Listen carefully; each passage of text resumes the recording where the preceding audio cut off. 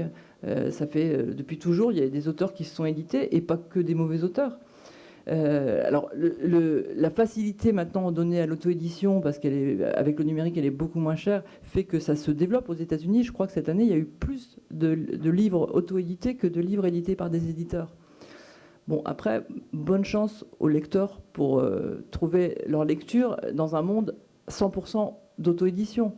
Quelqu'un rappelait tout à l'heure le service rendu par l'éditeur, le service que les Américains appellent ça de curation, c'est vraiment de tri, de sélection, qui est vécu par l'auteur qui se fait refuser comme une espèce de barrière épouvantable, mais dont tous les lecteurs que vous êtes, vous pouvez bénir vos éditeurs de vous épargner ce que eux s'infligent.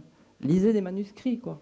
Je veux dire, c'est parce que tout le monde n'est pas écrivain. Chacun peut écrire des choses intéressantes, mais voilà. Et donc, c'est quand même un bonheur que d'avoir des gens qui font ce job de lire quantité de choses qui présentent un intérêt exclusivement pour la personne qui l'a écrit, éventuellement pour ses proches, et dont cette personne s'imagine que ça va intéresser la terre entière.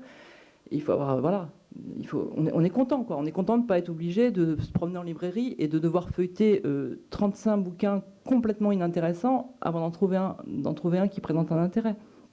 Donc ça, Internet ne change pas grand-chose à ça. Si, ça peut changer. Il y a des gens qui pensent déjà que ce travail peut être crowdsourcé, c'est-à-dire confié à la foule, c'est-à-dire des plateformes où les auteurs publient en liberté, qui soumettent leurs livres au jugement des internautes, et qu'en fait, en notant ou en commentant, c'est la foule qui va décider de la valeur d'un texte.